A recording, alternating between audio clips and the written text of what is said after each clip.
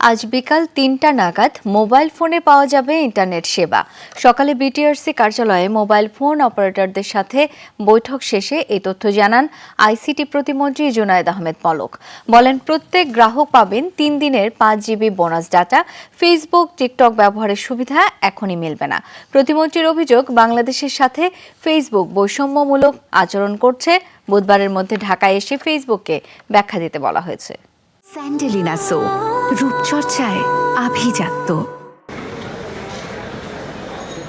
একটানা প্রায় 10 দিন বন্ধ থাকার পর আজ চালু হচ্ছে মোবাইল 4G নেটওয়ার্ক। বিকেল 3টায় একযোগে 4 অপারেটরের মোবাইল ইন্টারনেট সেবা পাবেন গ্রাহকরা। সকালে বিটিআরসি কার্যালয়ে মোবাইল অপারেটরদের সাথে বৈঠক শেষে ব্রিফিংয়ে টেলিযোগাযোগ প্রতিমন্ত্রী জুনায়েদ আহমেদ পলক জানান, আগুনে পুড়ে যাওয়া অপটিক্যাল ফাইবার সহ ক্ষতিগ্রস্ত সঞ্চালন লাইন পুনঃস্থাপনের কাজ শেষ হয়েছে। মোবাইল নেটওয়ার্ক চালুর পর আজ বিকেল থেকেই সকল গ্রাহক 5 জিবি বোনাস ডাটা পাবেন।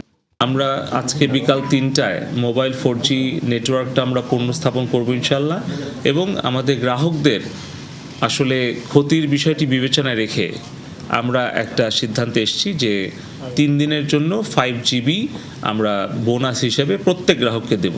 মোবাইল নেটওয়ার্ক চালু হলেও ফেসবুক, টিকটক সহ বেশ কিছু সামাজিক যোগাযোগ মাধ্যম ব্যবহারের সুবিধা এখনই মিলবে না। বাংলাদেশের সাথে ফেসবুক বৈষম্যমূলক আচরণ করছে এমন অভিযোগ করে আইসিটি প্রতিমন্ত্রী বলেন, মিথ্যা কন্টেন্ট সরানোর জন্য অনুরোধ করা হলেও তারা যতটুকু সাড়া দিয়েছে তা গ্রহণযোগ্য নয়। ফেসবুক সহ বিভিন্ন সামাজিক যোগাযোগ মাধ্যমকে বিটিআরসির পক্ষ থেকে চিঠি পাঠানো হয়েছে। সেখানে 31 জুলাইয়ের মধ্যে ঢাকায় এসে ব্যাখ্যা দিতে বলা হয়েছে। তাদের যে পলিসি সেগুলো তারা নিজেরা মেনে সংবিধান অনুসরণ করে আইন মান্য করে বাংলাদেশে তারা কি সাইবার স্পেসটা ব্যবহার করতে চায়, নাকি বাংলাদেশের সংবিধান ভঙ্গ করে, আইন ভঙ্গ করে তাদের নিজেদের দেওয়া কমিউনিটি স্ট্যান্ডার্ড অমান্য করে তারা বাংলাদেশে প্রচার করতে চায়।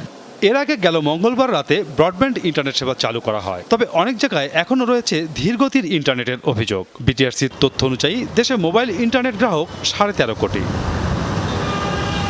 মাসুদুজ্জামান রবিন, যমুনা নিউজ, ঢাকা।